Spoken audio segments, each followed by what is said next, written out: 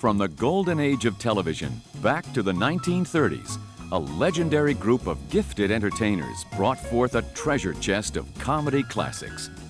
Great comedy never goes out of style. But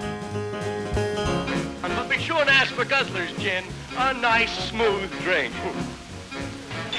Well, who's on first? Yes. I mean the fellow's name? Yes. I mean the guy playing first? Who? The fellow playing first? Who? First baseman? Who? The guy playing first? Who is on first? Well, what are you asking me for? Oh, that's nothing. We were working in Boston. I'll never... Jerry!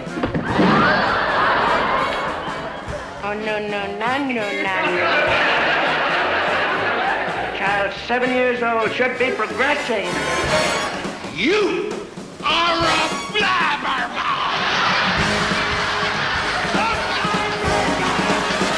Speed it up a little!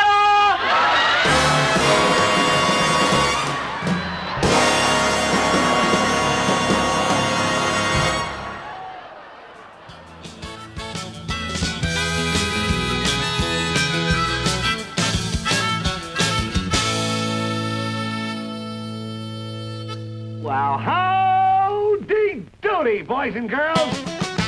Welcome to the 1950s.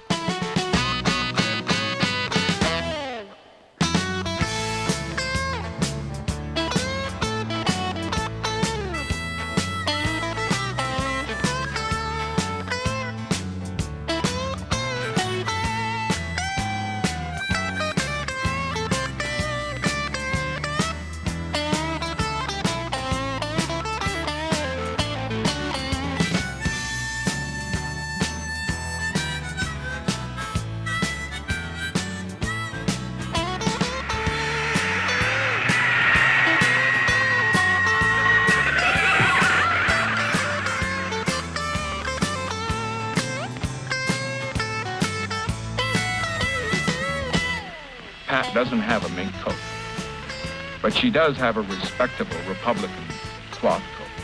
The 1950s, a time filled with vivid and unforgettable moments. And everything that happened right before our eyes on the new wonder of the age, television.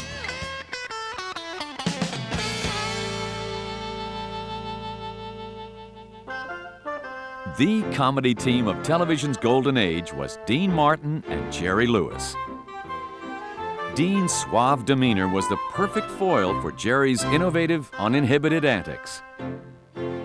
There's never been another team like them, and perhaps there never will. What's next? That song and dance routine with the 3 kids. You want to see them? Yeah, bring them on out. Hey, Joe, send those 3 kids in. Hit it, Lou. Right.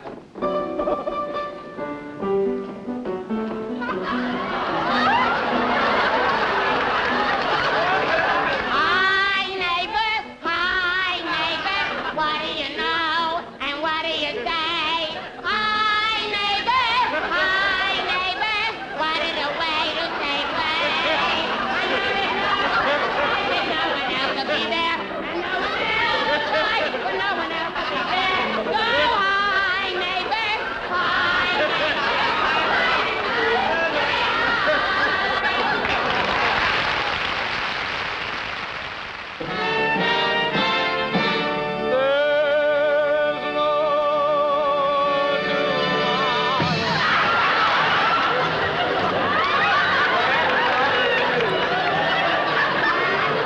Now is forever when love is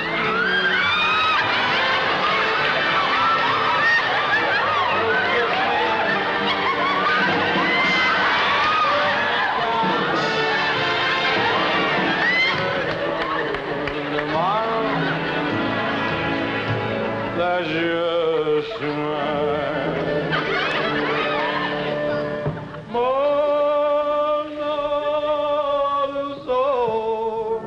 get your pieces here.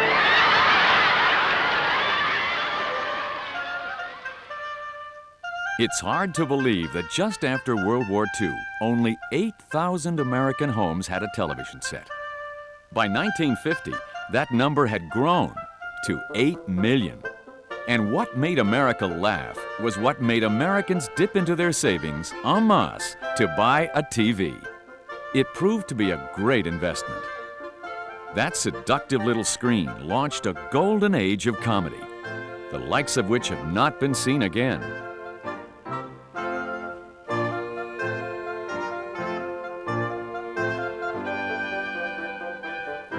The man most responsible for TV's instant success was Mr. Television himself. Introducing America's #1 television star, who just returned from Washington after paying his income tax, Milton Berle.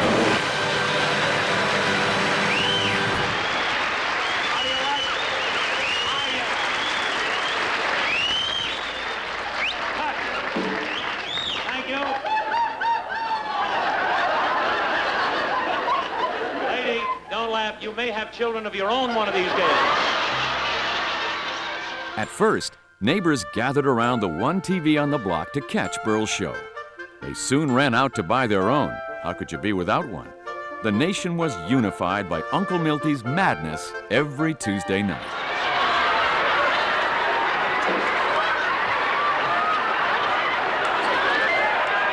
His audience, as in this early kinescope, was often part of the show. Anyone and anything was fair game for Milton Berle.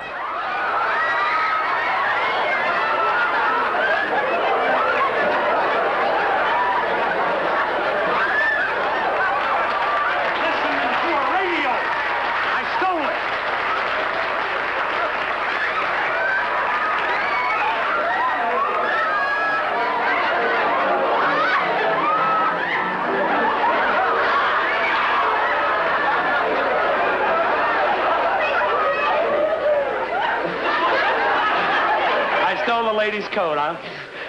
Is this yours, man? Mink? You think it is. Wait till wind change.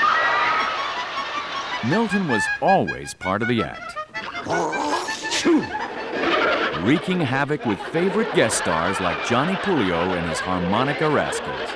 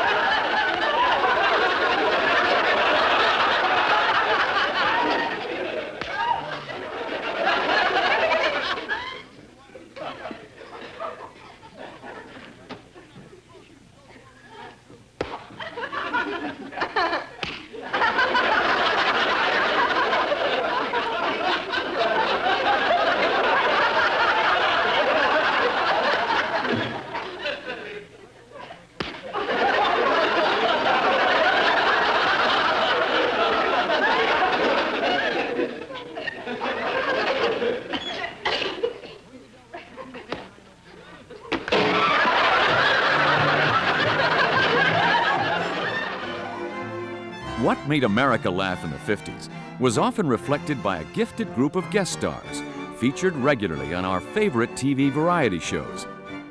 They made us laugh and raised the ratings whenever and wherever they appeared. Leading off, Senor Wences with his friends Johnny and Pedro. Remember? Are you ready, my friend? Yeah, ready. Ready? Yeah, good. Listen to me. You don't pay attention, no? No. No, I will tell you. When you see I close, open the door. Yes. Don't you mind? No. No, this is very easy. It's to get the effect. The effect. The effect. For instance, you do this. La-dang! Do this. La-dang! You understand? Yeah. Sure? Good. 1 second. I tell you immediately.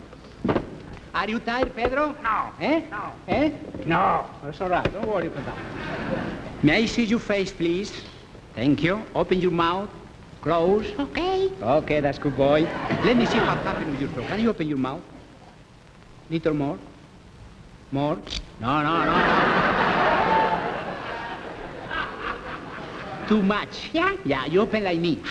Open. All right. Show me your tongue. Excuse me, eh? It's all right. 1 second, please. Yeah. I've been traveling. I was just down in Miami. They said you get down to Miami this time of the year, you get a lovely room near Miami Beach for $30 a week. I was living in Savannah, Georgia.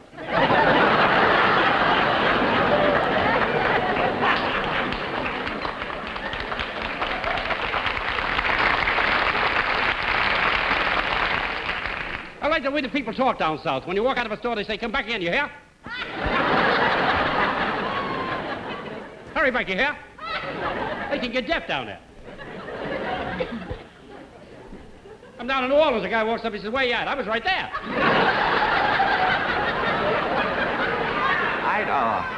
I'd like a telephone number, please. Yes, that's why I called.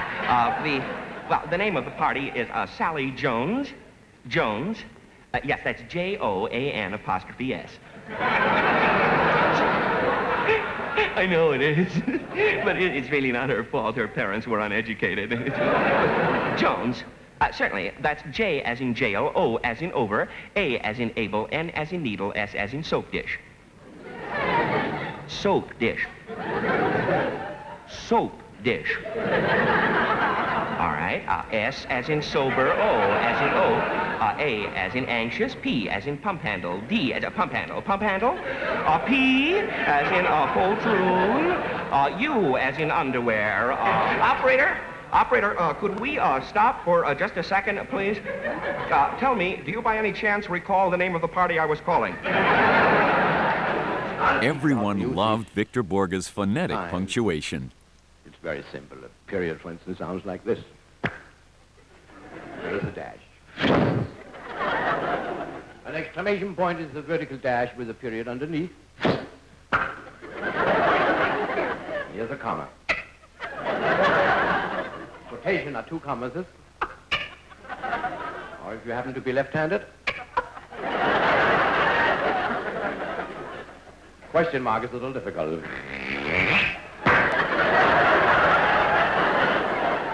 2 years had passed since she met Sir Henry.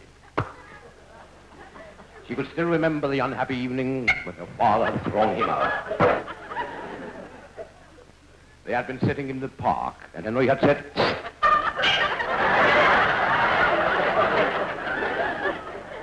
"Darling,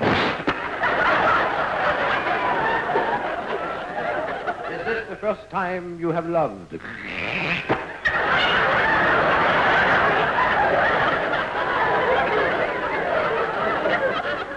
She answered, "Yes."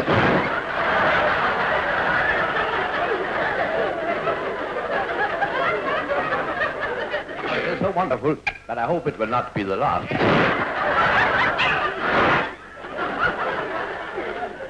Getting a little messy here. Jonathan Winters took his entire family along on this hilarious car trip in search of the perfect picnic spot. Gee whiz, Dad, how about it? When are we going to find a spot? We've just been going along endlessly. There's lots of nice places over there, lakes and everything, and picnic grounds, green grass, too. Now it's become brown. Before long, there won't be any grass at all. Now, when are we going to find a spot? We found it, Mother. Thanks to you, you put a curse on the car.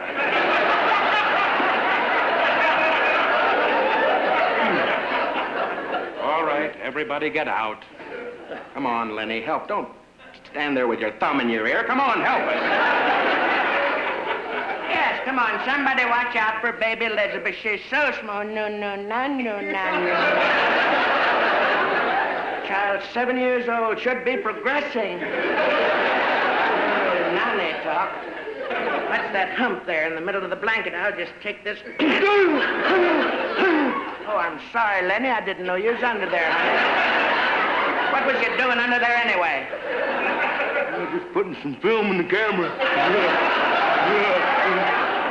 You're sick. Now, everybody get over there by the big elm tree, because I want to get a picture of the family. Come on, Dad, put the juice down and get over there. Baby Elizabeth, get in. No. Get her in there. That's it. Now, hold, Lenny. Come on, put the ball and the bat down. Stand in there, Dad. Everybody, the birdie. Oh, pshaw. Dad, I told you to get in there. What's the matter, Lenny? We don't have to worry. We'll just get the picture enlarged.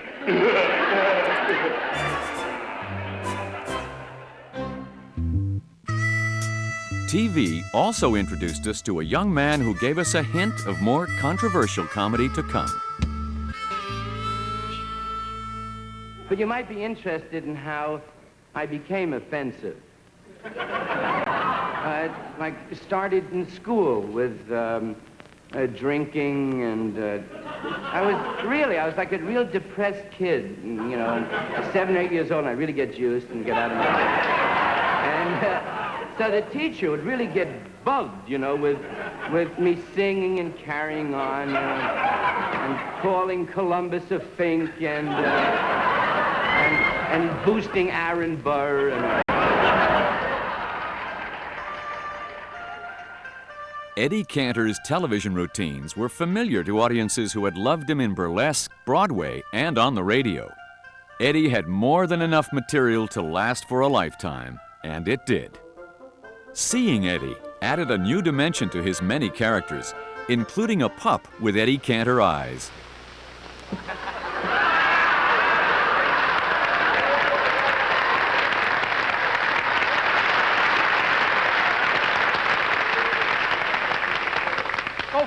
Go for a walk. I don't want to go for a walk. It's cold outside. Don't you stamp your foot at me. I'll come out there and slobber all over your nylons. All right, I'm coming. I wish I could break my leash. Oh, you want me to chase the ball? Go ahead, throw it. Now go on and get it yourself. Say, Taxi, can't you hurry? I told you every minute counts. You'll get there. Don't worry, will you? But you don't understand. My wife's having a baby. She's having a baby, I tell you. Look it. As an experienced father, take my advice. Let her have it. You know, when my baby was born, I said never again. How old is your child? Which one? See, we got 4 of them. I'll never forget how nervous I was going down to the hospital. I was shaking like a leaf. My hands was quivering all over. I didn't know what I was doing. We'd have never made it if my wife wasn't driving the cab. Yeah. And with the second kid, I wasn't so nervous, you know. I took the subway. When the third one came along, I walked to the hospital. And with the 4th one, I just phoned in for the results. Lucille Ball began her career in the movies, but in the 50s, she found the perfect vehicle for her talents on TV. Could anyone else have ever played Lucy Ricardo? In 6 magical years with Ricky, Ethel, and Fred, Lucy hatched more hilarity than anyone else in television history. Here's an all-time classic, Lucy and Ethel at the Chocolate Factory. Oh, this is easier. Yeah, we can handle this, okay?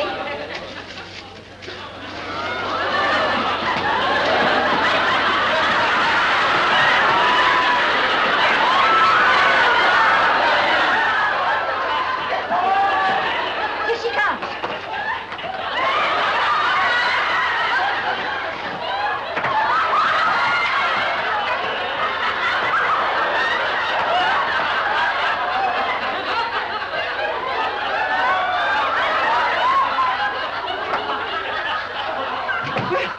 Fine, you're doing splendidly.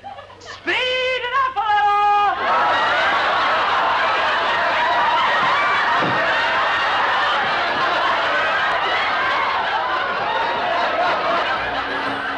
little! Unforgettable moments like this made Lucille Ball television's all-time favorite comedian.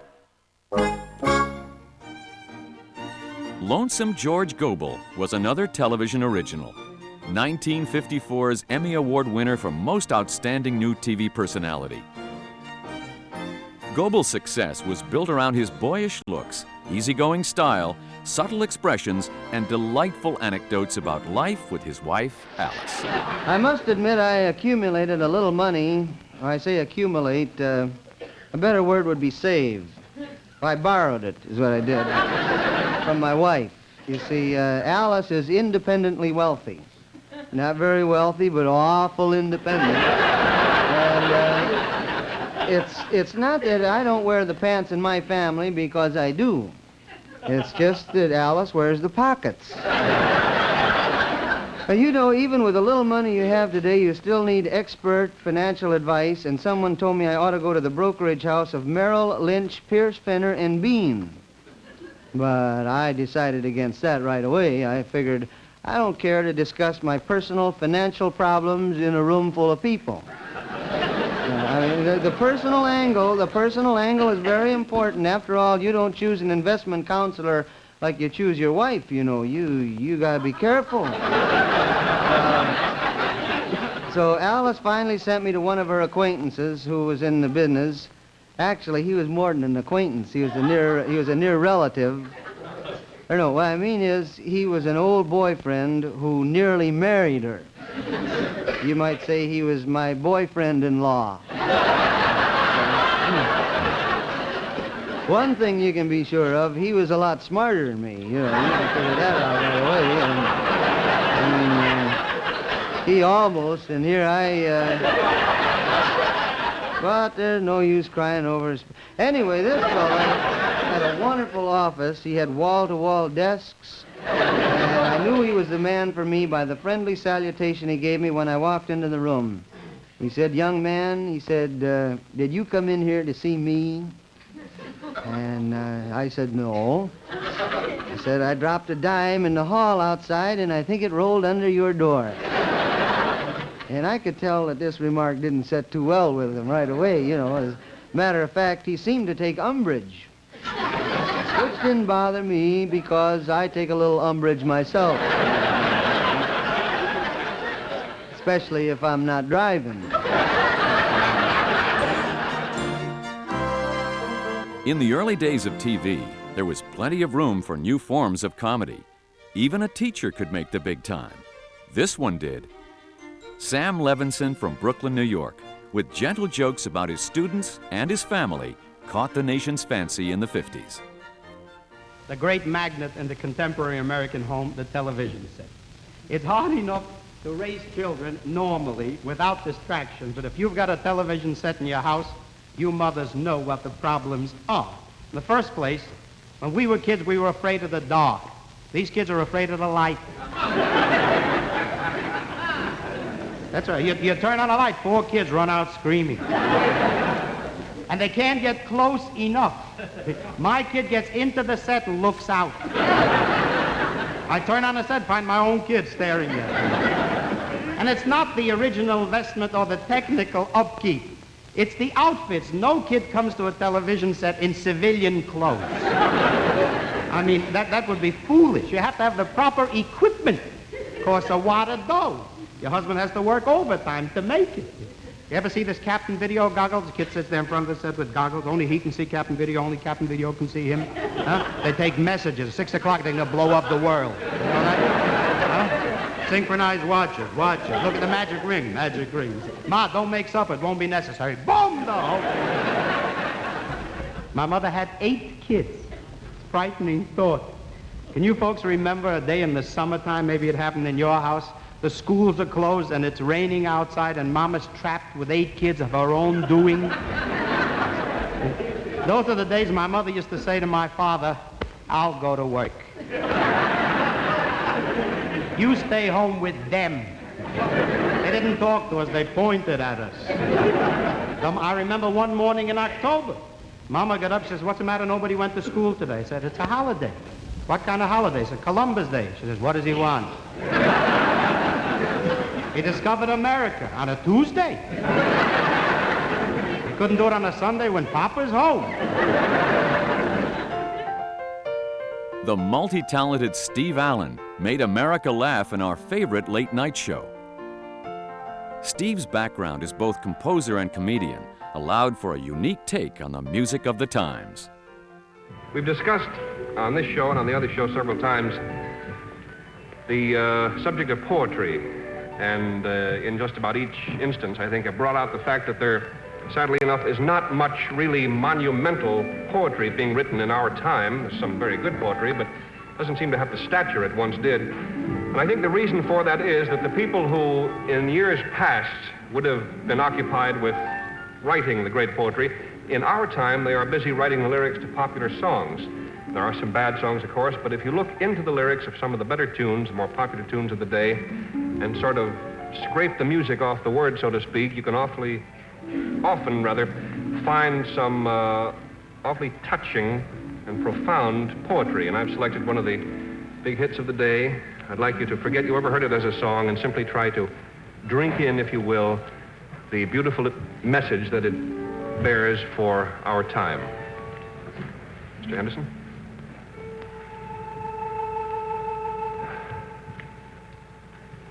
You ain't nothing but a hound dog.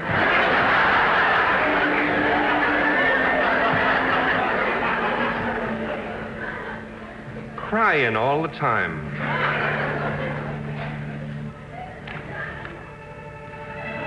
You ain't nothing but a hound dog. Crying all the time. Well, you ain't never caught a rabbit. And you ain't no friend of mine. America's favorite Frenchman, Maurice Chevalier, gave us the Gallic view of rock and roll's influence on America's youth. They just sit there listening to a jazz that sends them some hot music, you know? And what it does to these kids, really, is nobody's business, you know what I mean? They get it like an injection of electricity, you see? They're just... Really, we've never seen that before, you know? And when they start dancing, it's another story. They have a leg that goes one way, a leg that goes another way. They get kind of rhythm mad, you know what I mean? They take their beautiful little partner in their hands like that, and they turn her over like an omelette, you know what I mean? And then they take her again. They take her again, and there she goes. And she comes up this way. Jackie Gleason, the great one as he was so aptly named, did indeed do it all. He danced, sang, led an orchestra, and created a host of hilarious and hard-to-forget comic characters. One favorite was the poor soul, whose endearing innocence put him in the middle of many a predicament.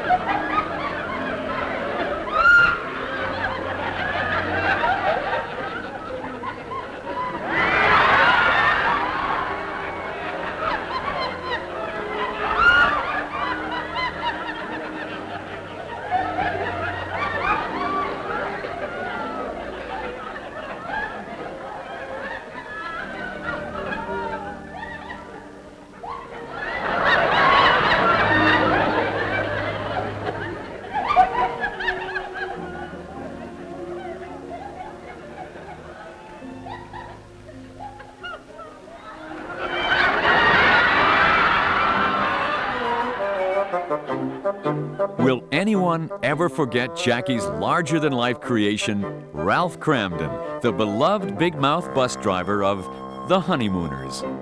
Anything I hate, it's a nosy blabbermouth. Now, listen, Ralph, I am warning you for the last time. You call her that once more, and when my mother leaves here tonight, I just might go with her. All right, I won't say a word. I won't say a word to you or to your mother. That'll suit me just fine. At least that way there won't be any arguments. There won't be any argument. You think because I don't say a word there won't be an argument? Are you kidding? I'll bet you $1 million that she won't be in this apartment 3 minutes before she starts an argument. And I won't have to say a word, Alice. 3 minutes, I give. She'll start an argument. Without a word from me.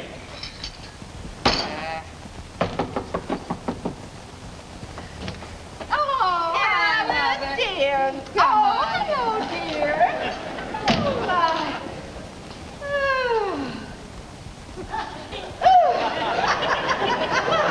I'm glad to sit down. Phew.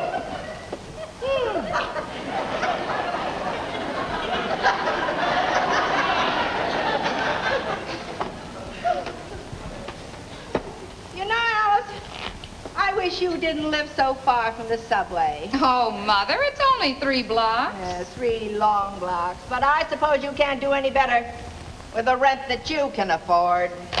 Hey, Alice, you look thin. Are you getting enough to eat? Oh. Of course I am, Mother. You wouldn't say that if you could see our food bill. Well, I don't doubt the bills are high. But how much of the food are you getting?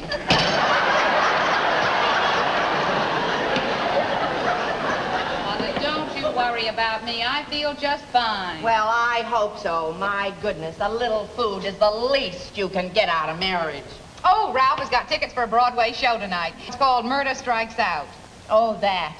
Oh, I had a neighbor, Mrs. Finley. She saw it. She didn't think much of it. Really? It was supposed to be such a big hit. The paper said it's a very exciting mystery. Oh, the papers, that's just a lot of publicity. All that to do about chills and suspense. And that nonsense about don't tell your friends a surprise ending. Well, it was no surprise to Mrs. Finley. She said she knew all the time that it wasn't the uncle who committed the murder. It was the husband.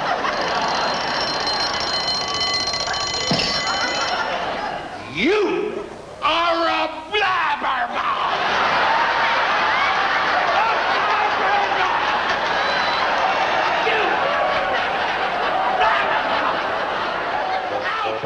How do you top that? The Honeymooners challenged all future situation comedies, and many were up to the challenge, including this cute couple who had moved with great success from vaudeville to radio and motion pictures. They had no trouble making the transition to television. Gracie Allen, the ultimate scatterbrain, and the unflappable George Burns became a sitcom highlight of the CBS lineup for nearly a decade. You remember when we got married? Of course I do.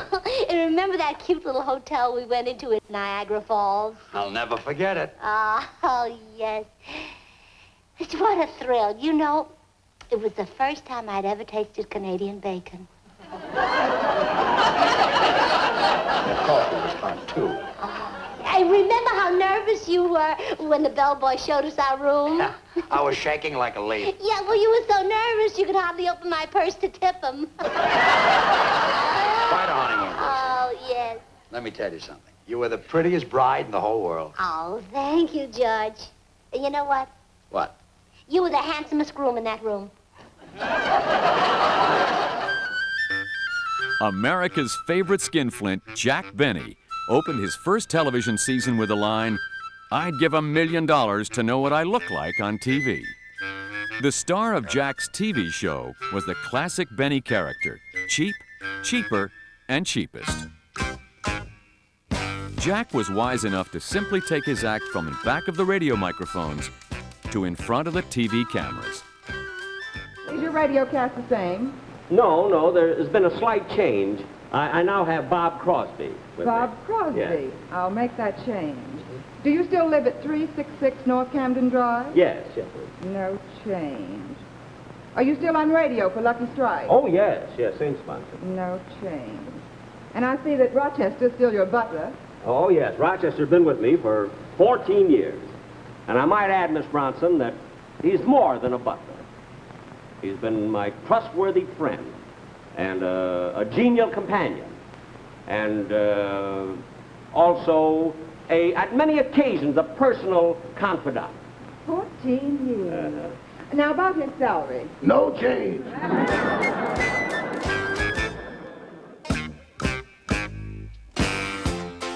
Back in the 50s, the scams perpetrated by Sergeant Ernie Bilko on his slightly crazed platoon at Fort Baxter earned 9 Emmy Awards. Phil Silvers won America's heart, if not our trust. On one memorable episode, Bilko teamed up with a future sitcom superstar. I don't know how to give anybody orders. I can't even make my dog give me his paw. Now look, will that look nice when you're on that white horse with those shiny boots leading your men in parade? Will it look nice when the men don't know where to go because you don't tell them what to do? I never thought of that. And it's very simple. All you have to do, if you want them to come to attention, you say attention. You want them to march, you say forward march. You want them to halt, you say company halt 1, 2. It's very simple. That's all there is to it? I'll show you. All right then. T-ja! Right up! Right! T-T for the rear! T-T for left! T-T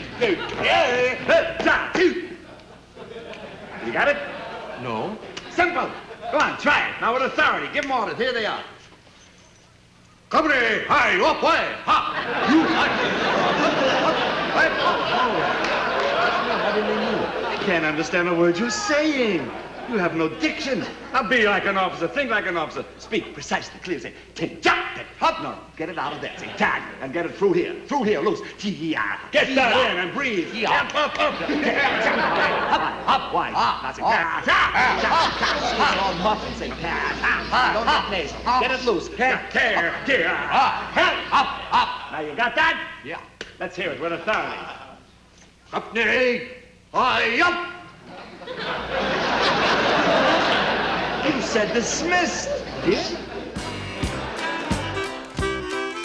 Dennis the Menace, personified by 7-year-old Jay North, became a favorite family sitcom of the 50s. Television's inspiration for comedy sometimes came right off the comic page. Have a cookie, man?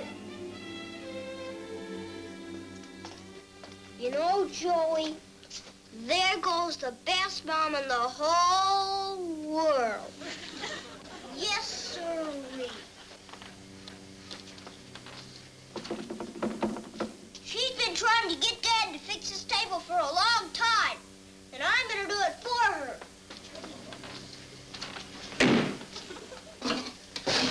I'm pretty good with a screwdriver, Joey.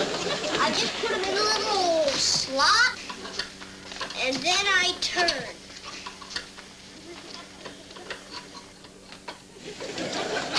Whoop! This table's got a loose leg. Come here, Joey. You kneel here while I fix this leg.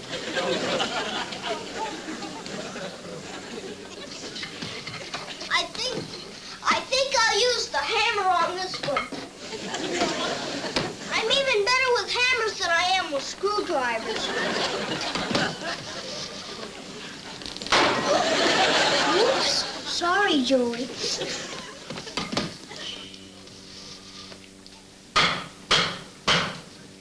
You see, if I hammer it on the side, it'll squirt out on the top. Oh, Dennis, if you must hammer, do it outside. Okay, Mom, you wait here, Joey. No, take Joey with you. I want you both out from underfoot. I don't think I'd better take Oh, you. both of you now, scoot. But, Mom, Joey... Oh, Dennis, please, go on out. But, Mom, Joey... You're both holding up my work. Now, scoot. Out. Okay, Mom. I just hope you don't get another sick headache. Come on, Joey.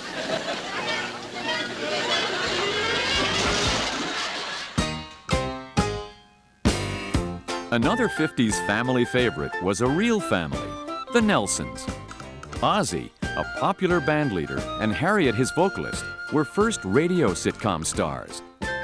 Now on television, we could actually watch their sons, David and Ricky, grow up right before our eyes.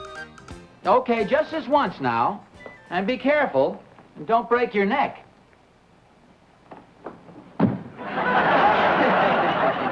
Hey, that's real good, Rick. Now, no more. That's it.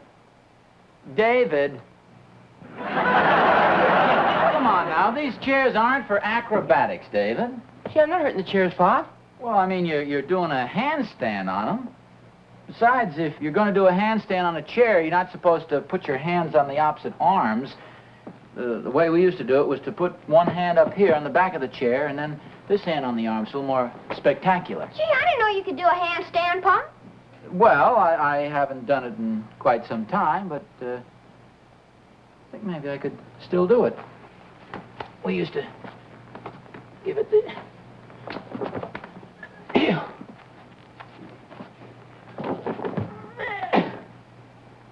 I get these big shoes off. They're as heavy as lead.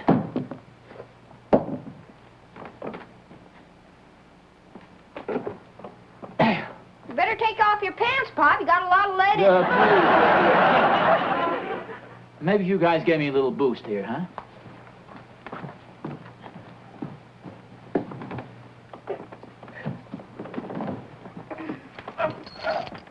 Oh, boy, money!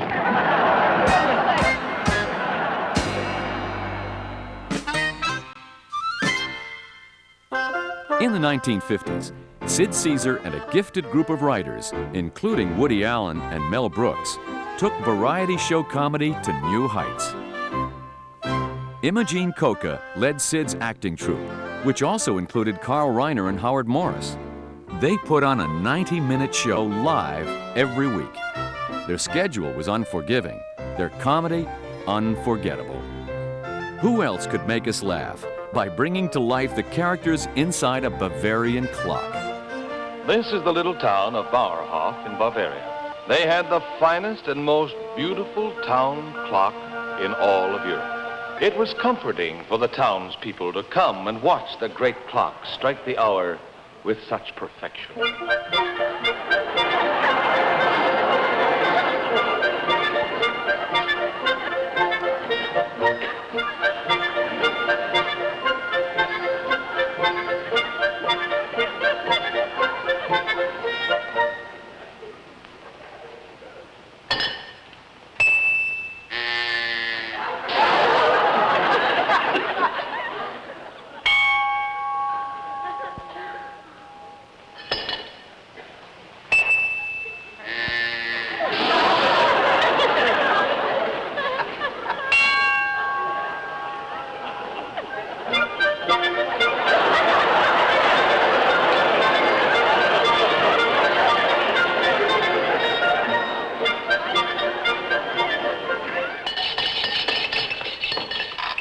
What's this?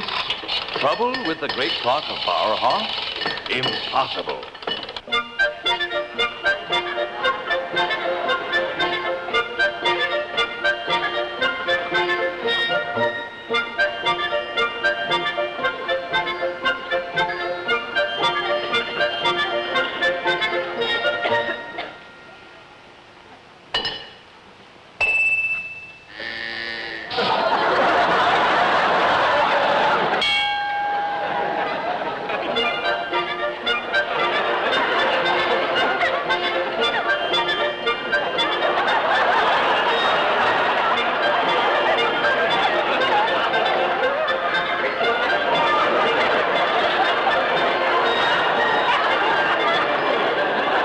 The clock was still not perfect.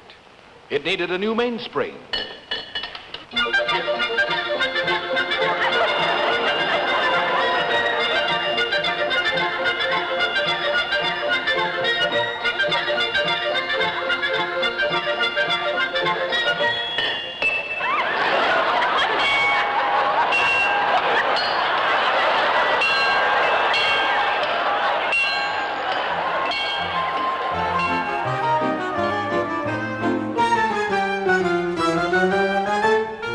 In the 50s, television provided the stage for a feisty dummy named Jerry Mahoney and his sidekick, Paul Winchell, a master ventriloquist. I'd like to do an impersonation of a movie star. A what? An impersonation. Get out of here. Oh, really? Well, watch this. You know, darling, I haven't seen you in a long time. I think you're beautiful. Oh, kiss me. I think I'll do another one. Now, watch this very, very closely. Now, tell me who this one is. All right, wise guy. Hey, what's wrong with your mouth? All right, wise guy. Don't fool around with the boss, see? Yeah? Yeah. Why, I'm so tough I spit money. There's a quarter. There's your change. No. I'll do another one. Oh, swell. Go ahead. I'd like to do a little recitation. Go ahead, kid. You can do it, kid. All right. I'll recite Twinkle, Twinkle, Little Star. Go ahead, kid. You can do it, kid. Yes, well, I'm going to. Go ahead, kid. You can do it, kid. Will you please shut up? If I shut up, how can I breathe? Breathe through your nose. Can you breathe through yours? Certainly. Then you shut up. Twinkle, Twinkle, Little Star. Go ahead, kid. You can do it, kid. Oh, go ahead, kid. You can do it. There. Twinkle, twinkle, little star. Go ahead, kid. You can do it, kid. Well, go ahead, kid. Uh-oh, that lost that one up, didn't it? All right, twinkle, twinkle, little star. Twinkle, twinkle, little star, I wonder what you are. Up above the white your eye, what you are. What you are.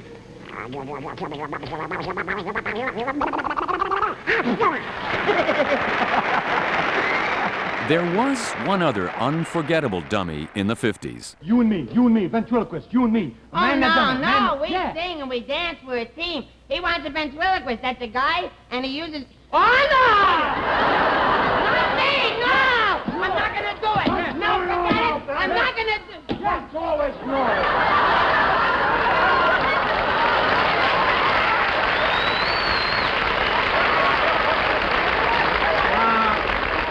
Overheard that you needed a dummy, and I'm the ventriloquist. Dean Martin's the name, and here's a Dean Martin and jerky. Well, that's a coincidence. Yep. Say, you might be just the man I want. Yeah? Come in the office. Crazy. Oh. Well, that's certainly a pretty big dummy. Yeah, you can know how big a dummy he is. Now, what's this? Hey! Did you take a bath this morning? Why, is there one missing?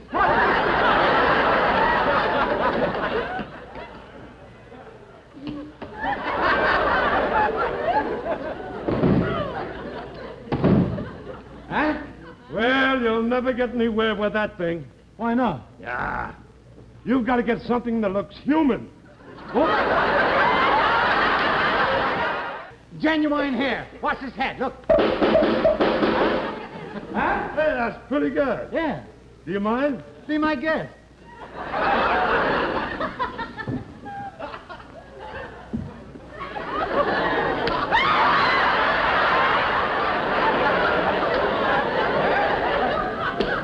I've only got a little time. Let me see what you can do. Okay. What's your name? Rover.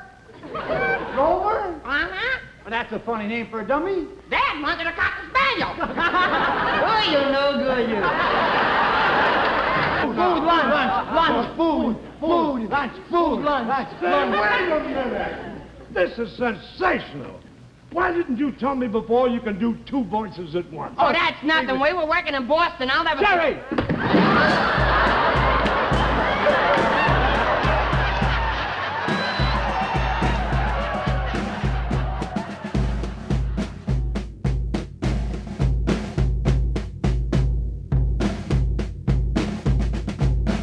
The golden age of television. How did we ever live without it? What did we do before TV? What made America laugh in the 1940s? With war in the air, the 1940 presidential campaign offered Americans some much-needed comic relief. President Roosevelt wants 4 more years, but the competition is stiff, not just from the Republicans, but from this unexpected candidate. Vote for Gracie, vote for Gracie. She's the best little skipper in the land. Vote for Gracie, vote for Gracie. Won't you please give this little girl a hand? That's me. Even big politicians don't know what to do. Gracie doesn't know either, but neither do you. So vote for Gracie. To win the presidential race, 100 million strong. That's right, you can't go wrong. Vote for Gracie. Keep voting all day long. Gracie, I've heard enough. Whole thing is absolutely... Oh, it's probably my campaign manager. Probably. Oh, hello. How are you? Fine. Fine. What? Can I recommend a good trucking company to move your things? How soon do you have to get out? Oh, that soon, huh? Well, I'm doing a program now, but I'll call you back later. Goodbye. Who was that? President Roosevelt. It was.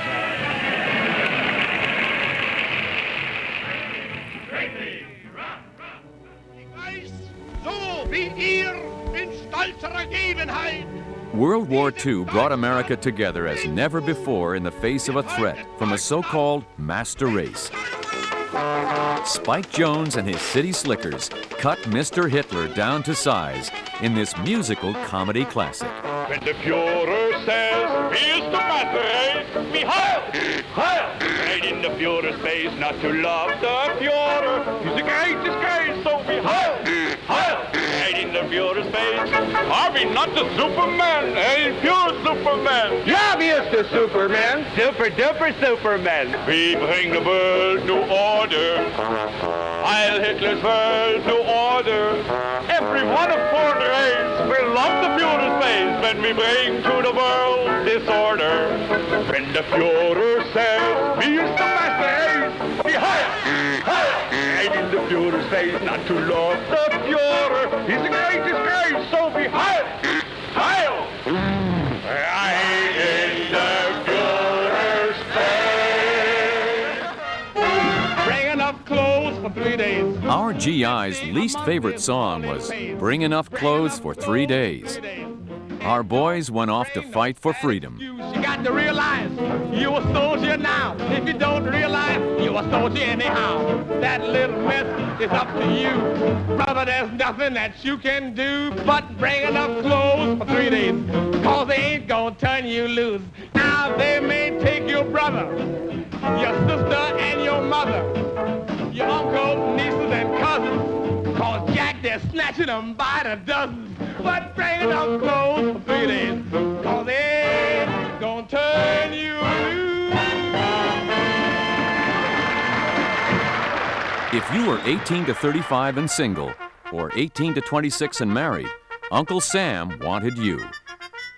Occasionally, he did make an exception. Pardon me. I think I got caught in the draft. Private Charlie McCarthy's wisecracking got him into trouble. Now, gentlemen of the court, before we condemn this young man, let's consider his brilliant and excellent record as a member of the Air Corps. All right, Lieutenant Stewart. Read the record. Thank you, sir. First day of service. AWOL. Returned with blonde hair on lapel. Well, that was the day I was out with Betty Grable. Oh, was it? Yeah, oh, yeah. What's she doing now? Oh, she's all right. Second day of service. AWOL. Returned with brunette hair on lapel. I was out with Hedy Lamarr that time. Oh, you were? I remember her. Yeah, you know you do. Yeah. Third day, AWOL, no hair on lapel. Well, that was the day I was out with Bergen. Oh, yeah. Order, please, order. I'll have a beer. No, Order. Jimmy Stewart and Edgar Bergen made America laugh, as did dozens of our favorite entertainers who went off to visit the boys in World War II. Introducing himself as Bob Don't Shoot It's Only Me Hope, Bob Hope entertained in war zones around the world. He brought the greatest gift of all to our fighting men and women, the gift of laughter. From Greenland to Guadalcanal, you either heard Bob Hope was coming or Bob Hope had been there, and he never came alone. Hi, Clem. Hi. Where you going? Fishing? What do you got in the mouth? Worms.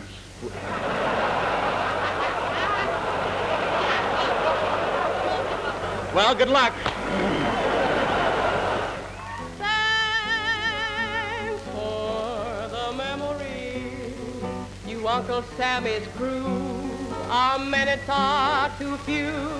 I wish that I could kiss each and every one of you.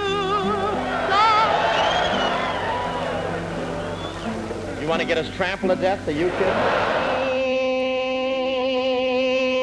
Maresy dotes and dozy dotes and little lambsy divey, a kiddly divey too, wouldn't you? Just imagine, Bob Hope and Bing Crosby, and you didn't need a ticket to get in.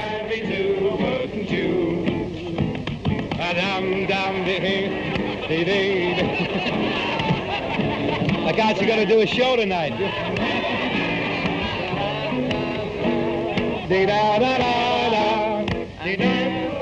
Lambsy ivy. Oh, lambsy dotes and lambsy dotes and little lambsy divey, a kiddly divey too, wouldn't you? Somebody's flat. Thank you. And don't you stare at me. On screen, Hope and Crosby teamed up with the beautiful Dorothy Lamour in their famous road pictures. They would make 7 in all, including Road to Bali. If she draws the long straw, she gets me. The short one, you. Yes, and I'll hold the straws, huh? Please, All right. please. I've already made up my mind. Ah, tough luck, old man. Too bad. Gee. I'm sorry, Harold. You pick him? Yes. Oh, how nearsighted can you be? Oh, cheer up, Buster. You'll find somebody. Try the Lonely Hearts Club, eh? No. Lala's the only girl in the world for me. Say, you've got a basket there now. If you just had your magic flute, you'd be in business. Well, it just so happens. Ah, that's my gallant little man. He's always thinking.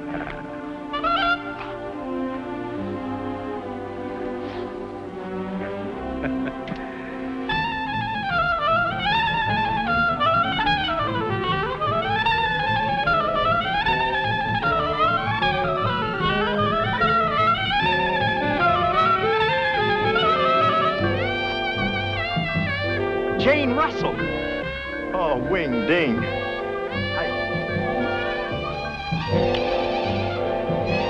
Ladies?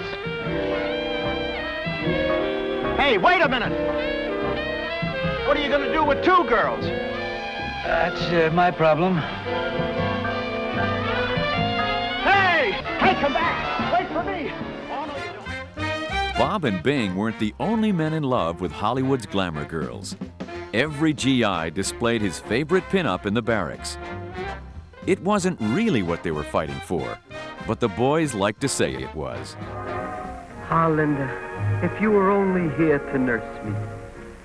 Now, Freddie, they have enough trouble with your temperature as it is.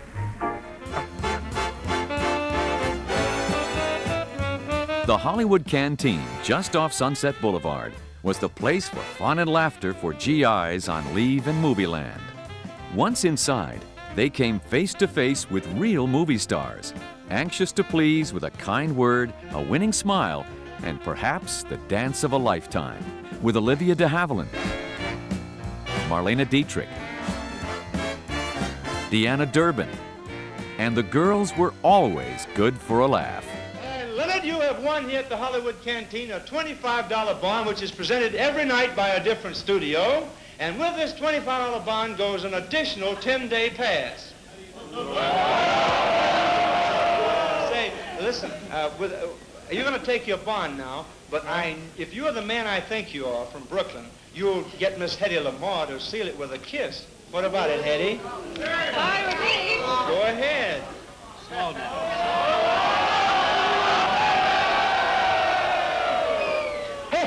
Say, that ain't the Brooklyn I know, huh, gang? Hiya, fellas, and hello, Bob. Well, hiya, Betty. And say, I want to congratulate you on your big hit in our new picture. It's nice to see a youngster coming up. It's nice to see an oldster holding his own. Hiya, fellas. Sweater girls. Bob, why are men so crazy about sweater girls? I don't know, Judy. That's one mystery I'd like to unravel.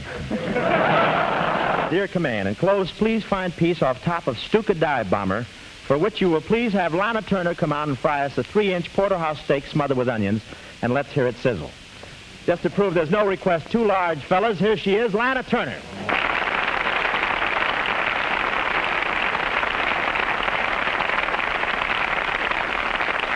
Hello, fellas. And hiya, Bob. Say, have the FBI men found a steak yet? Yes, it's backstage, but Lana, this is dangerous. If this audience sees steak, they'll come right up here after it. Oh, I don't know. They've seen ham all evening, and you're still here.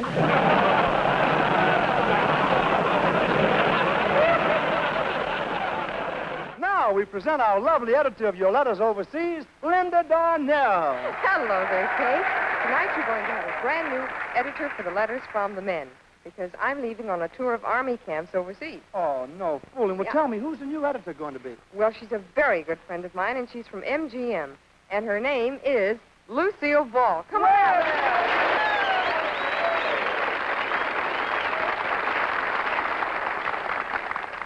Hello, Kay. Oh, Lucille Ball. I adore you. I worship you. Ah, every beat of my heart is a flame that burns your name in my soul. Okay, Kay, don't be ridiculous. Well, you just met me. Hey, listen, a chowhound doesn't have to wait for dinner to be hungry, you know. Dear Command Performance, we feel we could win the war single-handed if we could only hear Carol Landis sigh. That's all we want, just a sigh. Carol Landis will now sigh.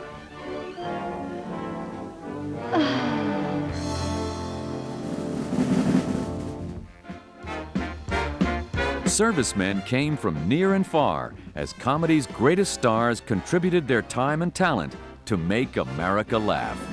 No upsetting the nerves, no bad taste. It's a nice, smooth drink. Pour a little in your glass and drink it right down, but be sure and ask for Guzzler's Gin. A nice, smooth drink.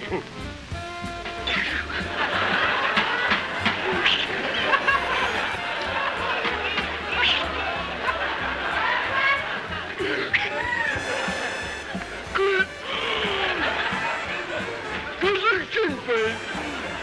Drink a little after dinner. Drink some before, you won't have to eat any dinner.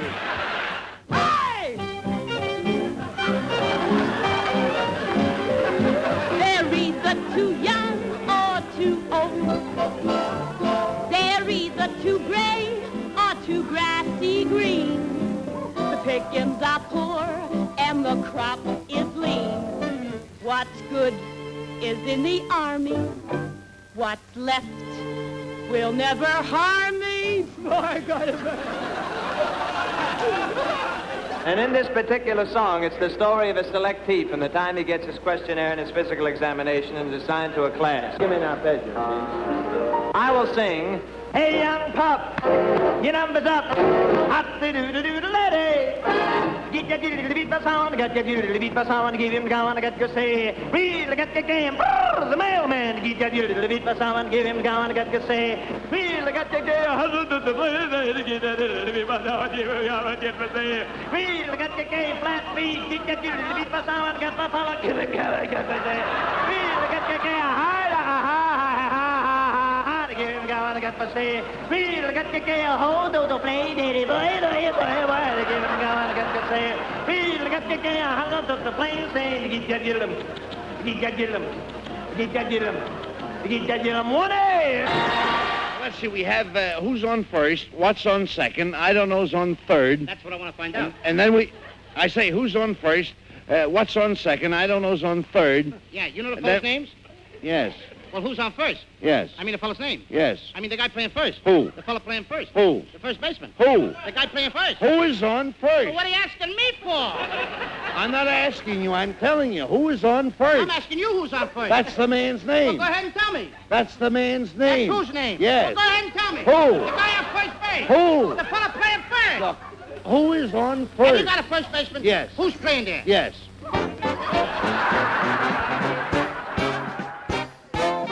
While Abbott and Costello were making Americans feel good, Mickey Rooney and Judy Garland were making Americans feel young. During World War II, Mickey not only entertained the troops, he joined them. Private Mickey Rooney was a GI favorite. So was actor Mickey Rooney. In the popular Andy Hardy series, his good friend Judy faced stiff competition from a bevy of beauties. In Love Laughs at Andy Hardy, Dorothy Ford caught Mickey's eye, and together, in a delightful moment of song and dance, they made America laugh. As chairman of the Frosh get-together, I declare this dance started, and when the music starts, break clean and no hitting in the clinches.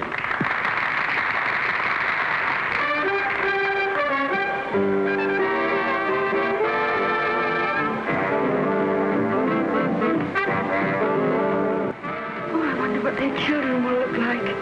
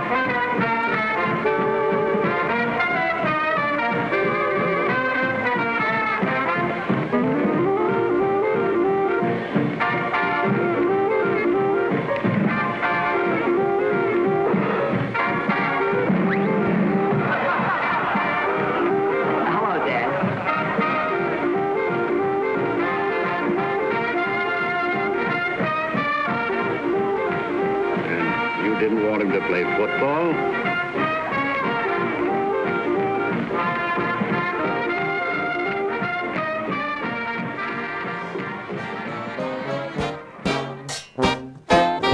During World War II, Hollywood Motion Pictures brought a touch of home to our servicemen and women around the world. From Bougainville to Main Street, USA, going to the movies made Americans laugh at a time when they needed it most. Shemp Howard, on his own without the other two Stooges, teamed up with popular Mary Wicks in the GI favorite Private Buckaroo. Good evening, sir. Thank you. Philip, table 18. Hey, I only get that stuff once a month. Good evening, Captain. Oh, good evening, madam. Joseph? A ringside. Joe, table 287.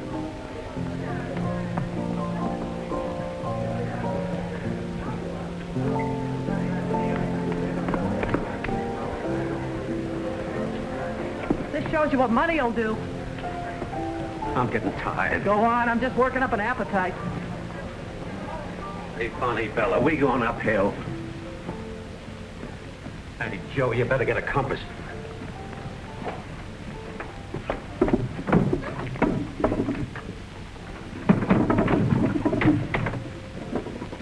Must be an elevator. GIs loved the suave demeanor and sharp wit of Cary Grant. In His Girl Friday, Cary showed off his charm and his considerable comedic talents upon being introduced to his ex-wife Rosalind Russell's about-to-be new husband. Where is he? Oh, he's right on the job waiting for me out there. Do you mind if I meet him? Oh, no, Walter, it wouldn't do any good, really. Oh, no, you're not afraid, are you? Afraid? Of course not. Well, then, come on, let's see this paragon. Is he as good as you say? Oh, he's better. Well, then what does he want with you? Oh, now you got me.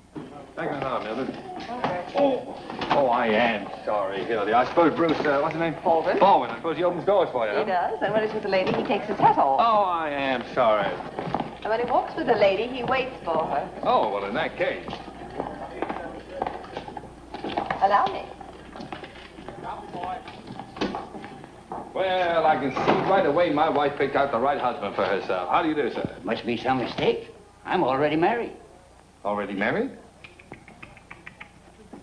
Oh, Hildy, you should have told me. Well, congratulations again, Mr. Baldwin. Oh, no, my name Oh, excuse me, will you? I'm terribly busy. Just leave your card with the boy. What did you say, Mr. Baldwin? My name is... Mr. Burns. Some other time. I'm busy with Mr. Bruce Baldwin here. I didn't hear what you said, Mr. But I was Baldwin. going to say that my name... Now, look, what is it with you? I'm Why Bruce can't Baldwin. you see that...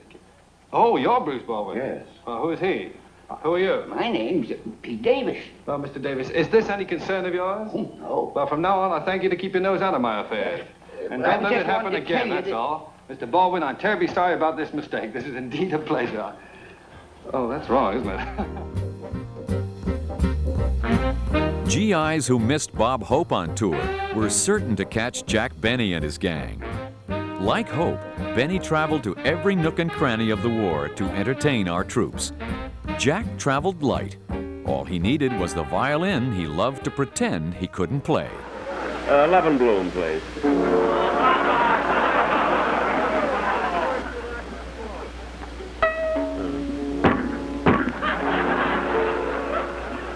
I like those orchestra leaders. You always start out like this. Looks like you're asking a horse how old he is. Wait a minute, just 1 second. I want to... Huh? Huh? Get this, wait a minute. Oh, God, that's beautiful. Let's add number for the fellas. All right, you mean the one we rehearsed for 4 hours? Harmonica whiz Larry Adler often joined Jack on tour.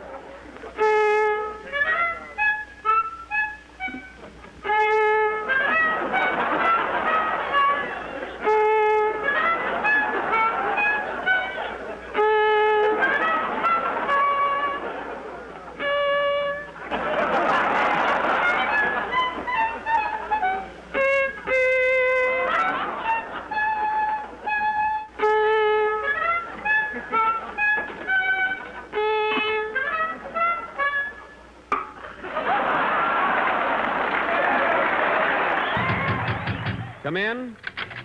Pardon me, I was looking for the washroom, but this will do. America's favorite feud of the 40s was Fred Allen versus Jack Benny. How we loved the little wars between tightwad Mr. Benny and Mr. Allen of the barbed-wired tongue. Yeah? Gee, you're looking swell. Yeah? I've never seen you have such rosy-colored bags under your eyes. And he should talk about the way I look. Benny's hairline has receded so far, he combs his eyebrows to keep up his morale. I'd hate to be drowning and have someone throw me a line like that.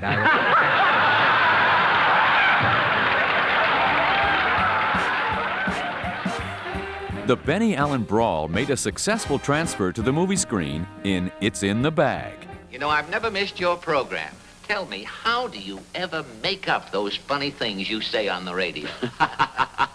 Well, it's really very simple. I laugh first, and then I think back until I come to a joke. There's really nothing to it. No, there's nothing to it. I can see that. Of course, sometimes I can't think of a joke. I've noticed that. But then as long as I've laughed, why, nobody can say that I haven't got laughs on my program. Oh, would you care for a smoke, Mr. Don't mind if I do. Help yourself, right over there. Oh, thank you.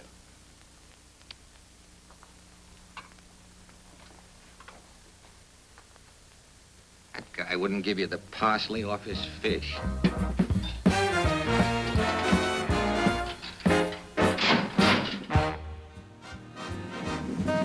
A favorite member of Jack Benny's radio team was Mel Blanc, and the man of 1,000 voices put them all to use, entertaining America's troops. Hello, young man. I sort of remember you from someplace. You're, I'm a private sad sack. Another chapter in our story, the life of Sad Sack.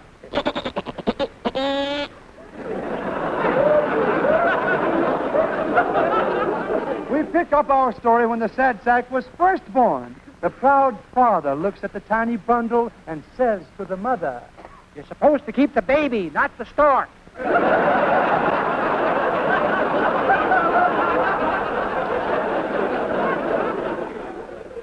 But the Sad Sack proves to his parents that he is a brilliant child.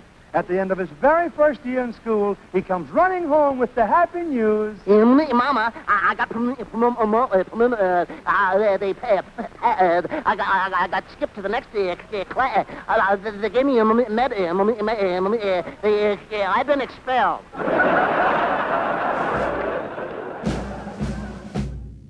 America's favorite comedians gave us the gift of laughter. In return, they asked us for a gift, the dimes and dollars that would ensure victory for America. How do you do, ladies and gentlemen? This is Bob Hollywood Victory Caravan Hope, telling you not to let up on buying those bonds. Don't stop at nothing, and your bank account will be as well stacked as Betty Hutton. I've been working very hard on this bond tour. I even offered to kiss anybody that'd buy a $50 bond. I only sold one, and Boris Karloff wants his money back. 1 defense bond and 3 10-cent defense stamps. Hey, Abbott, what are the stamps for? For defense. You mean you put the stamps on defense, and to whom do you mail defense? No, Your name, please. But Abbott. Costello's mine. You don't understand. These stamps are for defense. You see, when you buy a defense stamp or a defense bond, you're saving your money by lending it to Uncle Sam. See, Uncle Sam needs that money to build ships and planes, tanks. And what? Tanks. You're welcome. America's favorite funny men and women inspired us to buy bonds, save gas, and grow victory gardens. And it hardly seemed a sacrifice, because all along the way, they made America laugh.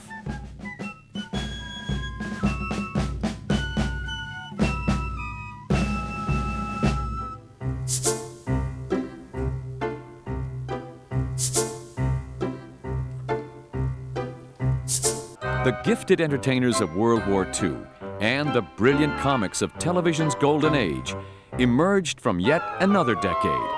It was a quieter time when they began their journey to the top. The 1930s. From Ollie and Stan in the Big Apple to That Man in the White House, for the first time the cameras captured an entire decade in sight and sound. A time to remember could now be remembered forever. Welcome to the 1930s. Well, Ruth, what have you got to say? Going to make more home runs as you did last year? Well, I hope so, Colonel. How about you, Gary?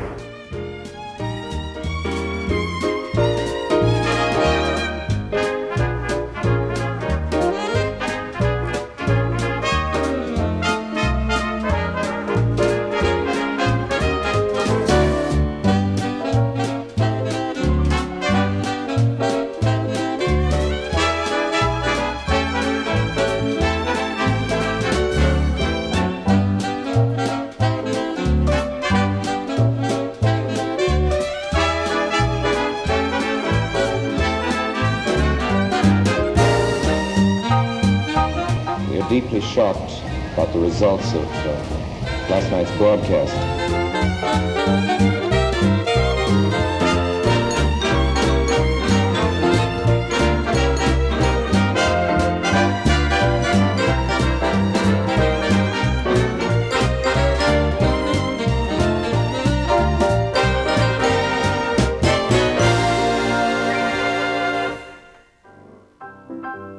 As the 1930s dawned upon America, the roar of the Roaring Twenties had been muffled by a national cry of woe.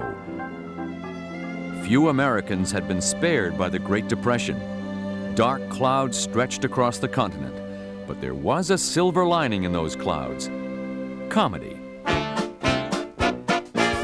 From the radios in our living rooms to magical moments at the movies, the sunshine of the 30s was provided by our favorite comedians, most of whom have been polishing their considerable skills since the turn of the century, on stage, in vaudeville.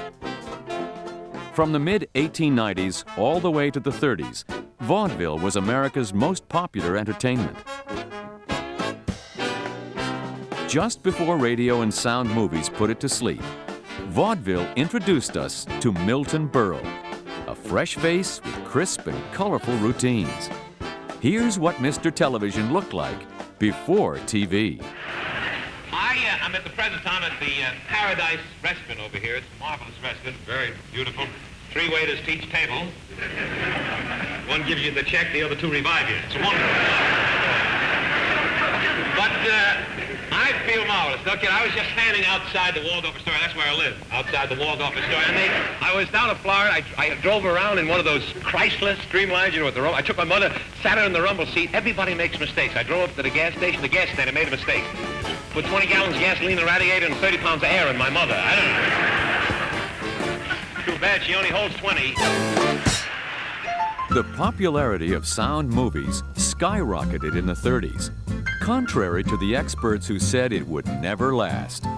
Al Jolson led the way, followed by an admirable array of vaudeville comedians who became the new stars of the no longer silent silver screen. Young Eddie Cantor's fast-moving, fast-talking style made him an instant success in the movies. There was no limit to Eddie's energy or those eyes. Your nationality? Irish. What? Well, that is, I'm Irish and Jewish. You see, my mother married my father. On what side are you Jewish? On the east side. Have you any ailments? I can't sleep at night. Who do you sleep with? My brother. Your brother, eh? Now, how does he sleep? Sleeps like this. Stop that. What's the matter with you? That's why I can't sleep. You drink anything? Anything. I get awful headaches. In fact, I suffer with headaches all the time. Oh. I've got one now. You have, eh? Yes. Well, why don't you do what I do when I have a headache? What do you do, doctor? If I have a headache, I go home. My wife meets me at the door. Mm-hmm. She takes me into the parlor. Yes. I sit on her lap. Oh. She puts her arms around me. Oh. We cuddle up. Yes. She kisses me. The headache disappears. What time will your wife be home?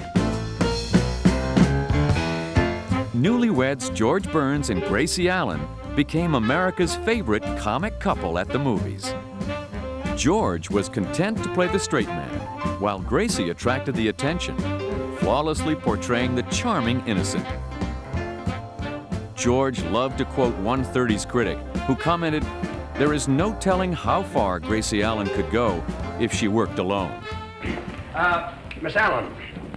Oh, I'm sorry if I was late, but I fell. Well, I'm sorry to hear that. Did you hurt yourself? Oh, no. I fell asleep. You fell asleep? Yes. I'm going to find out whether or not you're smart. Well, you'll see. All right.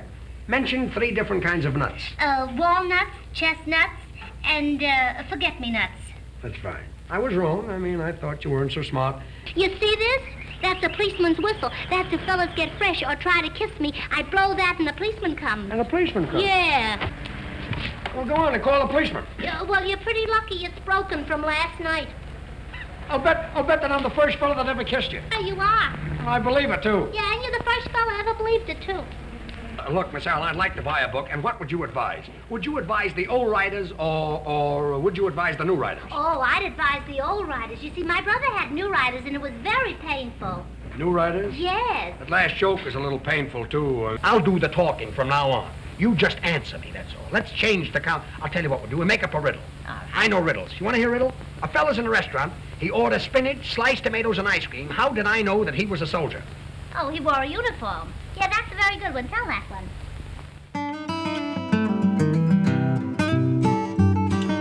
In the 20s, Will Rogers wowed Broadway by deftly spinning his rope, along with a tale or two. In the 30s, he became America's #1 movie personality, and through his newspaper column, the most popular commentator on the American scene since Mark Twain. As the unofficial mayor of Beverly Hills, Will Rogers served as America's ambassador at large to the world, gently poking fun at our foibles from Tangiers to Tokyo. Are you on one of these goodwill tours? Now listen, boys, I ain't on any goodwill tour. That's what's the matter with our country now, sending so many people around with goodwill. I bring you no goodwill at all. What do you think of our new golf course? Oh, I saw that, yeah. Well, that's the beginning of the end now. You're going in for golf, so it won't be long now till you'll be right where we are in the business supremacy of the world. If you start playing golf, that'll be the end of it. That's what happened to us. In the midst of the Great Depression, radio provided a generous helping of Will's commentary. In this famous broadcast, Will pointed out the irony of a failing economy with too many cars and too little money. We'll hold the distinction of being the only nation in the history of the world that ever went to the poorhouse in an automobile. Stars like Will caused radio sales to boom during the Great Depression. You could light up your living room with laughter for just a few pennies worth of electricity. The husband and wife team of Jim and Marion Jordan became our favorite radio neighbors. As Fibber McGee and Molly, they welcomed us each Tuesday night into their home at 79 Wistful Vista. What do we do now? Don't worry. I'll drag this thing right through the Supreme Court. That's what I'll drag this thing right through the soup.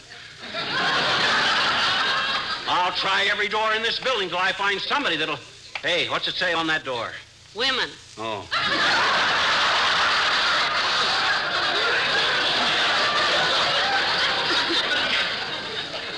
Well, I'll try every other door then.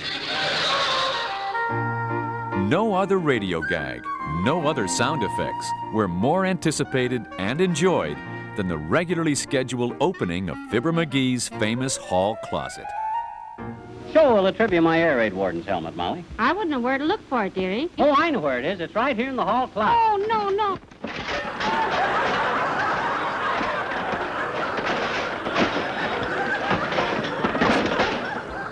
I gotta straighten out that closet one of these days.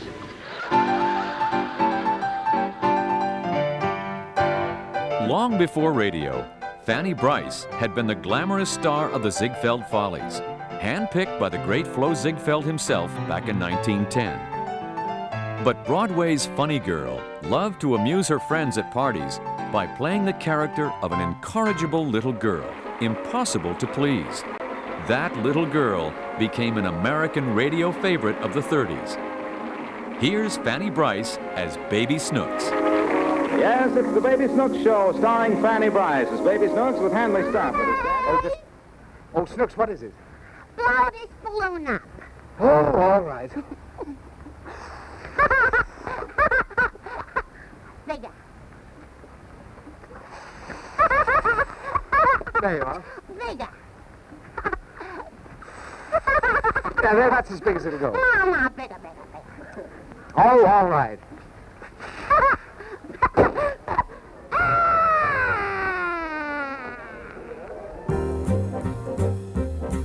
A handsome kid named Benjamin Kubelski from Waukegan, Illinois, changed his name to Jack Benny, hoping to become a matinee idol.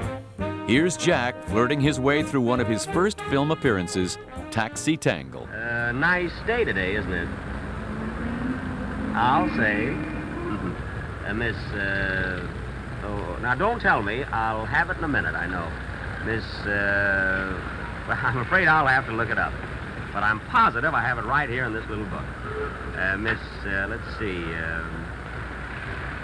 Miss, let's see, there's Hemingway, Miss Homentage. No, it can't be Homentage. Do you mean to say you have my name in that book?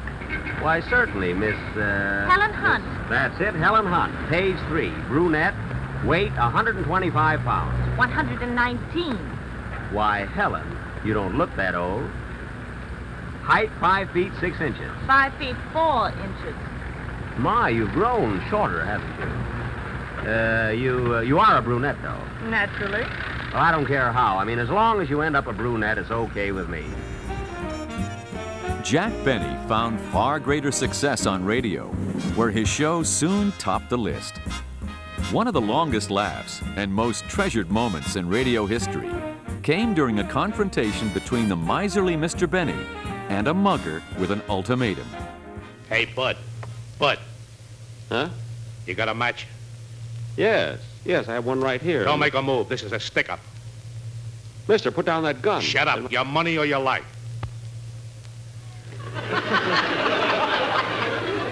Look, Bud. I said your money or your life. I'm thinking it over.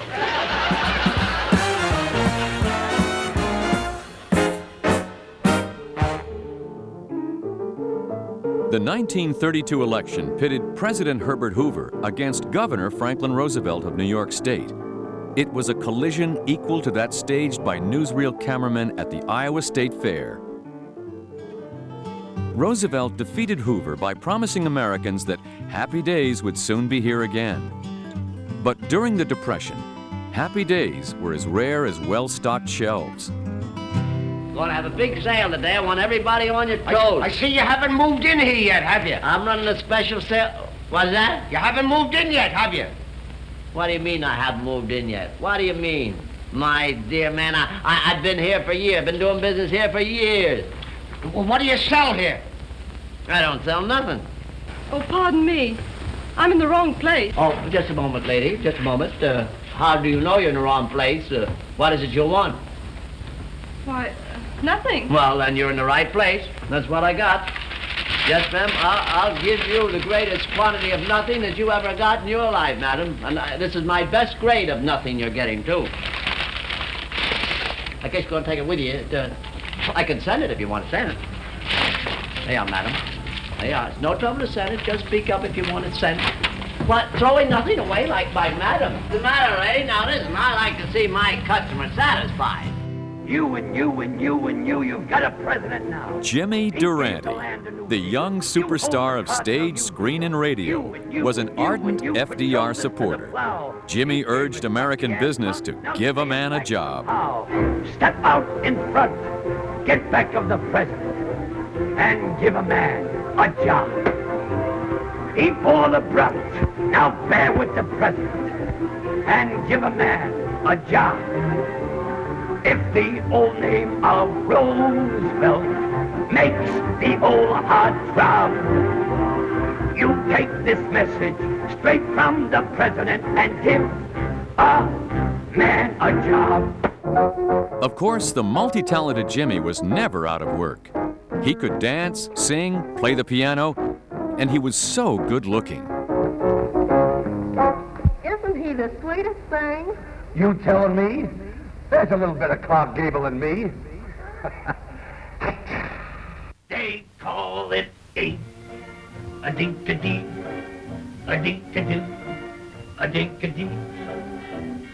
Ba-ba-ba-ba-ba-ba, just a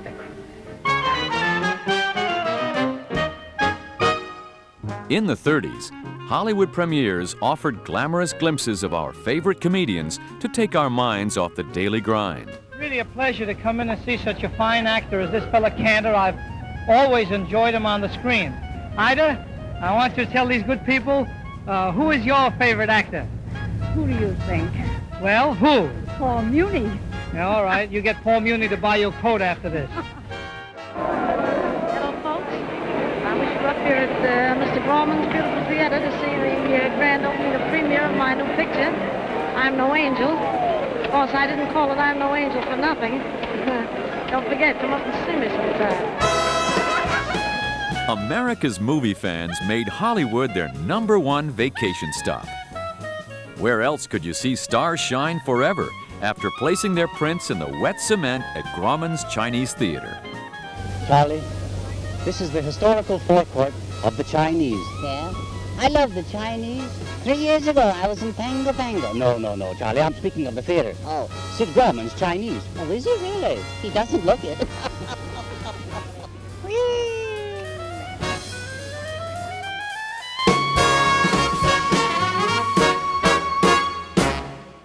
Charlie. Yes. Have you finished your homework?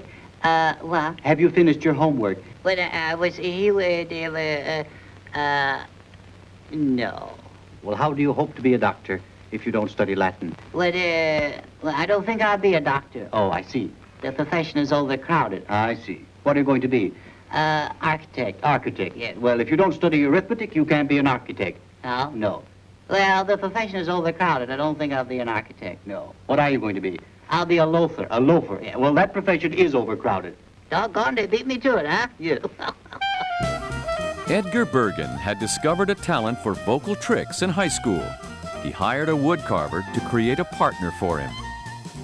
$35 later, Charlie McCarthy emerged from a stump to make America laugh. His fans included children of all ages who never thought of Charlie as anything but real. Neither did Northwestern University.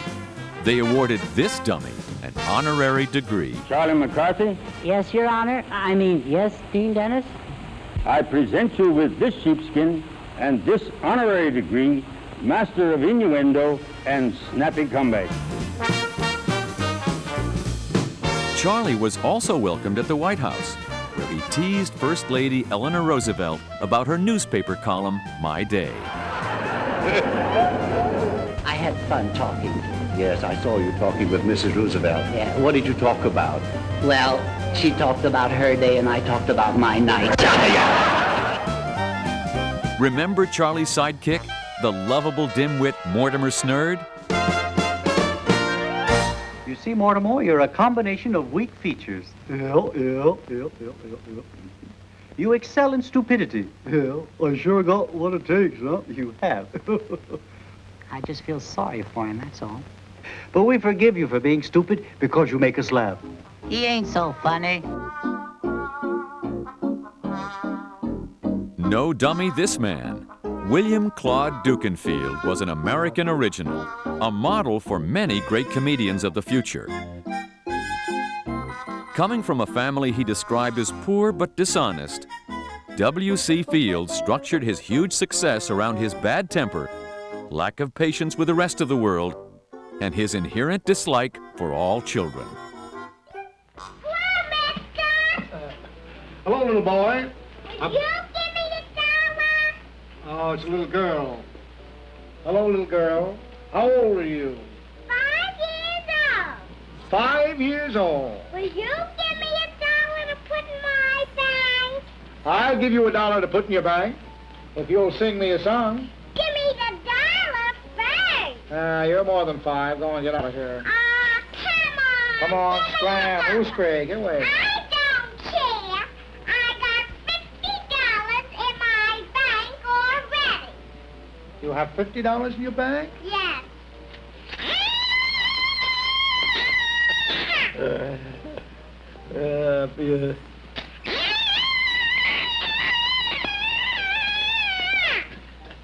Probably has a pin sticking in her. Yeah. How do you do, Mrs. Broadbottom? How do you do, Mr. O'Hare? Fine, Would you mind thank you. taking care of the baby while I go into the drugstore? I'd love to. Thank you. How's Mr. Broadbottom? Fine, thank you. I'll be just a minute. Okay. Hey, what's this one here? Come here, come here. My little woolly britches. Don't you know to swallow a thing like that would kill you? I'll get it. Here she is.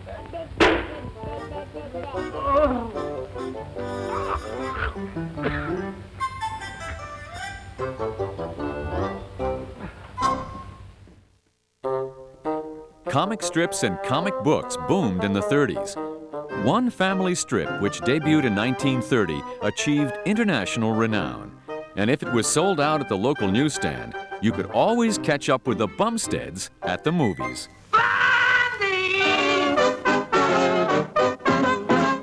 Life with us is fun and crazy. Baby dumpling, us and Daisy, what a family. Incredible, Bumsteadable. Dagwood and Blondie, Blondie and Dagwood, always with me, there's you.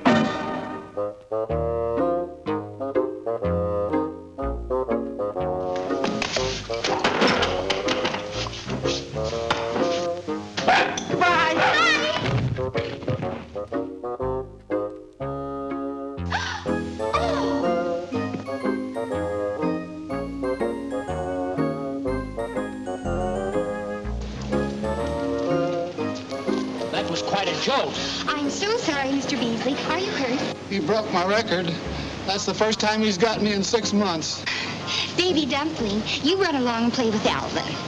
Oh, she'll shake him off.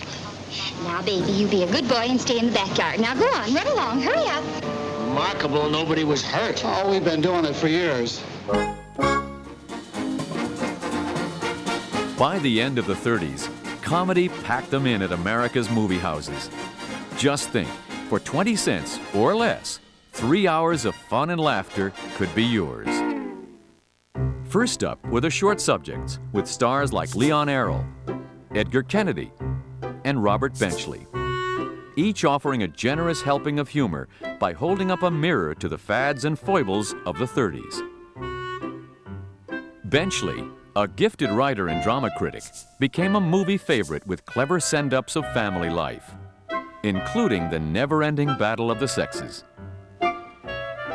Here in the laboratory, we have been working on this problem, and today we want to take up what we call the woman's angle in this war of nerves, and show a few of the small things which husbands do, which can irritate wives to the point of whatever that point is just before a woman kills a man.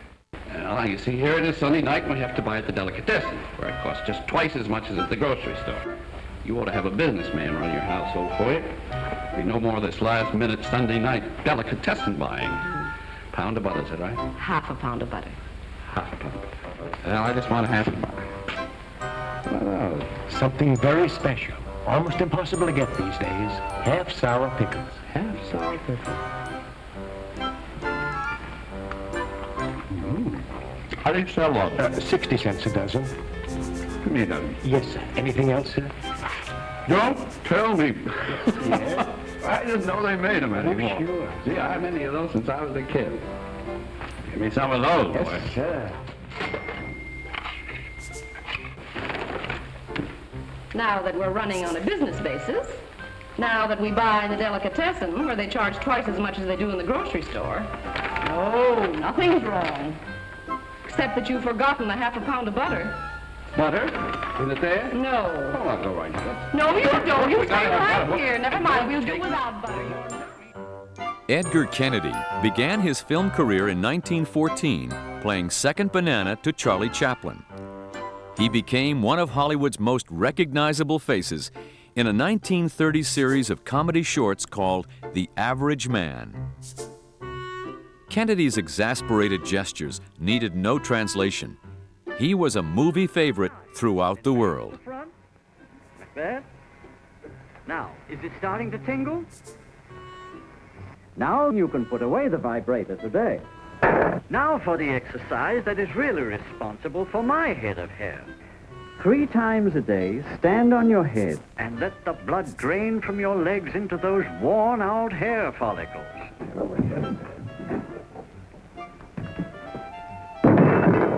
That's better.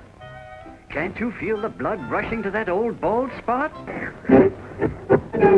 Take a taper or a large kitchen match and burn off all the fuzz.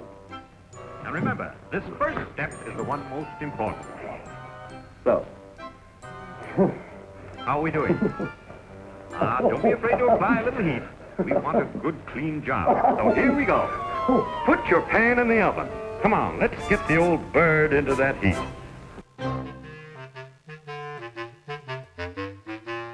Leon Errol's success came from a role he created which continues as a classic to this day. Errol was brilliant in his portrayal of an impeccable gentleman in an embarrassing situation, trying to preserve dignity at all costs. Pardon me, I'd like to speak to somebody about a stolen car. What kind of a car would you like stolen? Well, what kind of a car was it? A Parker Coupe. And what is your address, Mr. Coop? No, my name isn't Coupe. Oh, pardon me, Mr. Parker. No, my name isn't Parker, and it isn't Coupe. Well, if your name isn't Parker and it isn't Coop, what kind of a car was it? Oh, dear. Look, maybe I can explain it this way. Now, I'm a man... Let's stick to the facts. And look here, wait a minute. Maybe this explains. Now, here's an automobile. Well, that's an inkwell. I know it's an inkwell, but I'm pretending it's an automobile. Oh, what kind of an automobile are you pretending it is? I'm pretending it's a cockapoo. I mean, the Parker Coupe. Couldn't pretend it was a Packard. Of course I can pretend it's a Packard, but I want to pretend it's a Parker Coupe because I have a Parker Coupe. Well, I'm so glad. When did you get it back?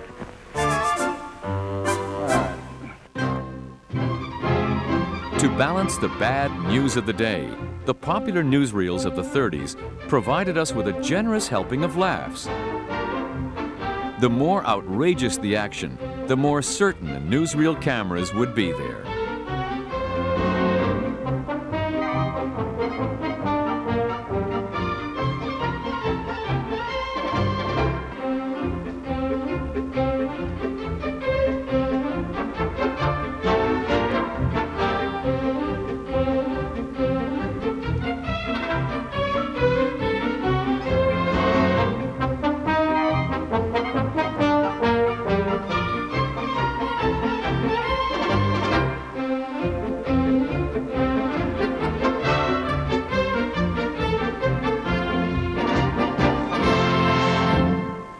No matter how good you feel when you get up in the morning, if you come down to the breakfast table and happen to tackle a particularly vicious grapefruit, and in eating it, you get squirted in the eye, your whole day is spoiled.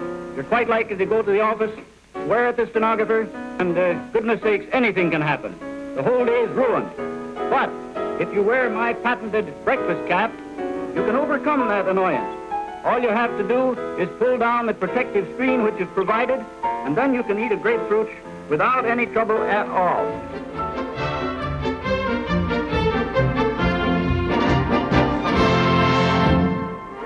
The feature attraction, there were almost always two of them, closed the bill at the cinema. Here's some 1930s favorites that have stood the test of time. Knockabout mayhem and 100% slapstick was the order of the day when Moe Howard, his brother Curly, and Larry Fine came on screen.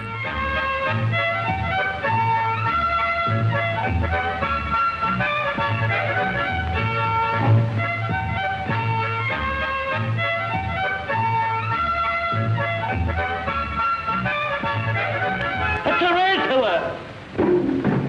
That was sure hot, Moe.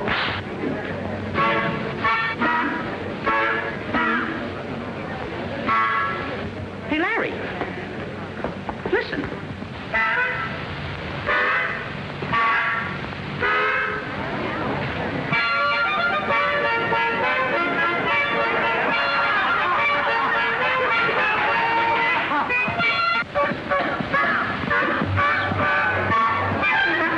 You got it. The inseparable duo of Stan Laurel and Oliver Hardy left film buffs with more than 90 comedies. For Stan and Ollie, it was the simple things in life that presented the biggest dilemmas and got the biggest laughs.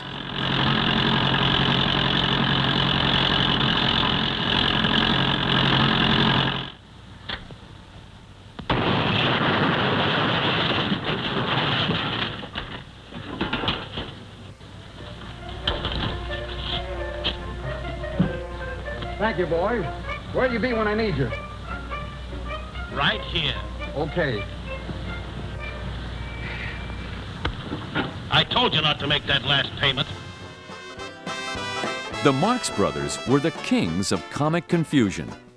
In A Night at the Opera, they packed 1,000 laughs into their tiny cabin on a steamship. Yes? We've come to make up your room. Come on in, girls, and leave all hope behind. But you've got to work fast because you've got to get out in 10 minutes. Yes? Did you want a manicure? No, come on in. I hadn't planned on a manicure, but I think on a journey like this, you ought to have every convenience you can get. I'm the engineer's assistant. You know, I had a premonition you were going to show up. The engineer's right over there in the corner. You can chop your way right through. Is my Aunt Minnie in here? Well, you can come in and prowl around if you want to. If she isn't in here, you can probably find somebody just as good. Well, could I use your phone? Use the phone. I'll lay even money you can't get in the room. I came to mop up. Just the woman I'm looking for. Come right ahead. You'll have to start on the ceiling. It's the only place that isn't being occupied. Stewart? Ah, come right ahead. I've been waiting all afternoon for you, Stewart. Come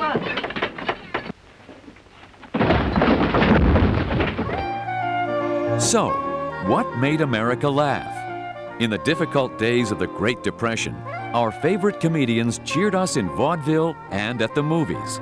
In the 1940s, comedy at home and abroad brightened our lives during World War II. And in the 50s, the golden age of television left us a legacy which will make America laugh for generations to come.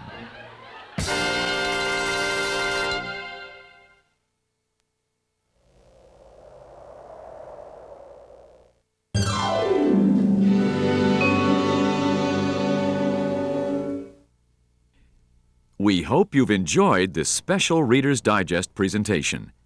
And now for another exciting comedy offer. Reader's Digest presents the 100 funniest moments of the 20th century.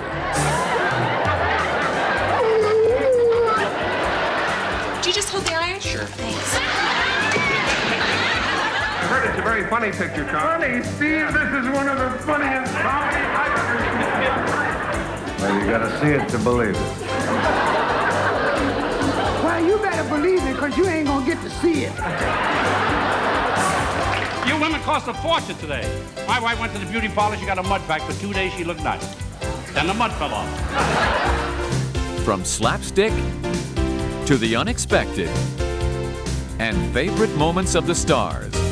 The 100 funniest moments of the 20th century. Call 1-800-846-2100 to order your copy today.